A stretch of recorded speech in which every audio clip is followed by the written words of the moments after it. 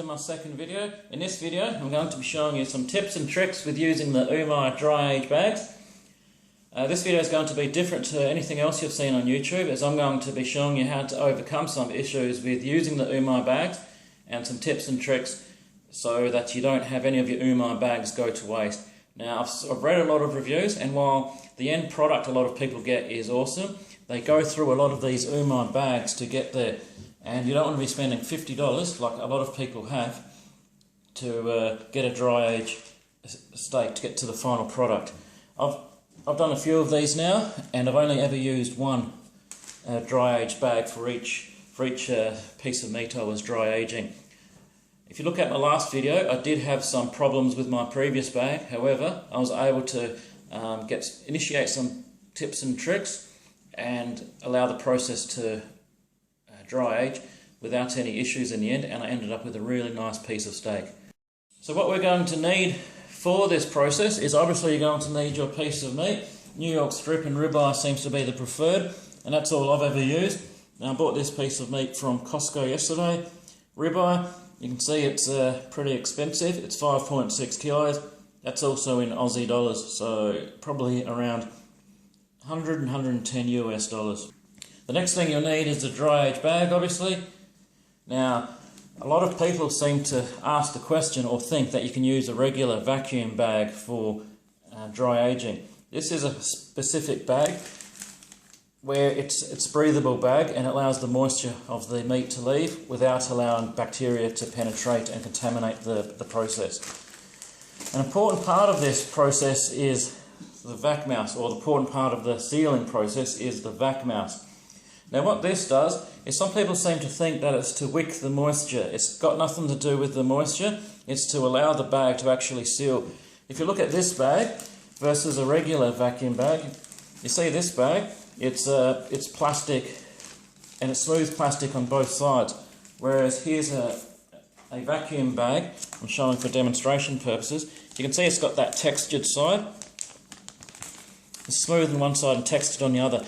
That allows air to escape, whereas on the Umai bag, when you're sealing it, it'll collapse and it won't allow any air to leave. That's the whole reason for this vac mouse. And if you haven't seen one before, the material is like that ironing material you use to repair clothes. So as soon as you put a bit of heat on it, it will melt. The other thing you'll need is you'll need a strip of your regular vacuum bag. I'll explain why when I go to use it. So the first process is to get this piece of meat into the Umai bag. What you don't want to do, not that it matters because I stuffed my first one up, I actually drained all the blood or proteins, whatever you want to call it, out, all the liquid out, and I patted it down, made it completely bone dry, and then put it in a bag. You don't actually want to do that because all the moisture will allow the meat to stick to the bag, creating a further really good seal. You can drain all the excess, and they say don't touch it with your hands. Again, my first one, I touched it all over with my hands, I had no problem. The reason being is you don't want any bacterial contamination, but you can actually put this in there without touching the meat and without wearing gloves.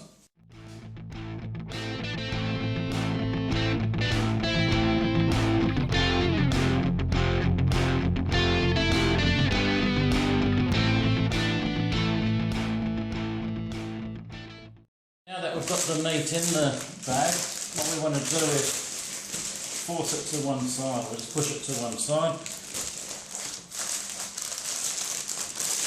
into a corner, and get as much air out as we can manually before we actually use the vacuum sealer.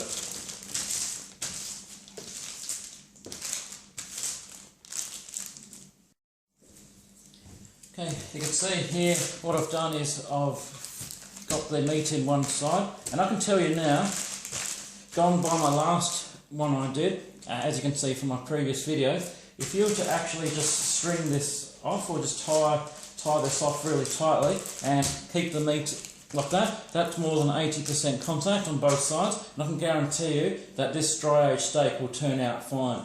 So the vacuum process just ensures that it's an adequate seal.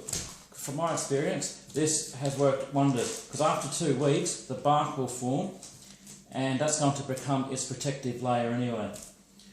Alright, before I mentioned we have a vacuum bag as well. So what I've done is I've cut a strip off from my vacuum bag.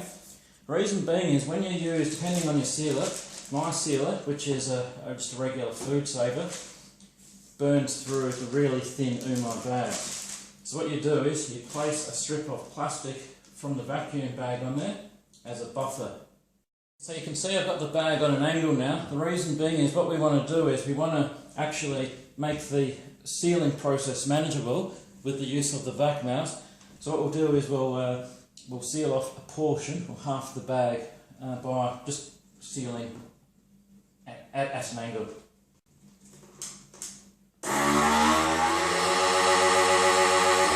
Moved in for a close-up here. One thing you'll see is I've got the vac mouse in there now, and you can see that because I've sealed off a corner, that I've only got this portion, a manageable portion now to play with as far as sealing goes.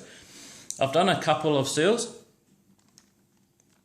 One thing I found is when I'm using this buffer is to put it actually on top of the bag rather than underneath. That's purely because of the way my heating element works in sealing, so yours might be different if you need to use a buffer at all. But there's no tears in that seal at all and it's worked out excellent.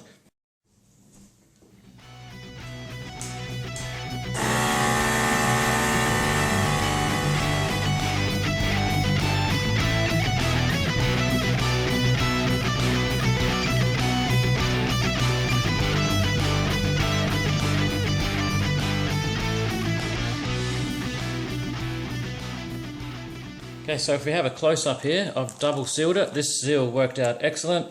I sucked the air out of this. I've even attached the Umai sticker here. So today's the 3rd of May. Target date's 14th of June, but I might actually push it out by a further month. We'll see how we go. Now, if you look at the seal, all the air's been sucked out of there. But don't be too discouraged. I have a manual sealer, unfortunately, whereas I can't go hands-on to help guide the air out. But this has worked out really well. And that's going to do wonders. Obviously the meat's going to be shrinking, but if you've got a good seal and you've left it moist, it's going to stick to the meat anyway. So what I'll do now is I'll show you what it looks like and how I stack it in the fridge. So this is how I store the meat in the fridge. I just place it on a cookie rack. If you've got a wide rack in your fridge, you're fine, but I have a flat plastic, so I need to raise it. You'll see I've got wood spaces there as well. That's just to ensure airflow. As long as you have about 1 inch, you're fine. Now, some people say to flip it over every week. I try to avoid making any contact with it at all. I've not had any issues. I have done both. I've not seen any benefit in flipping it over every week. So that's it. So if you have any questions or comments or want a video on anything else, or you want to keep up to date with the progress of this, leave comments below. Thank you. Happy days.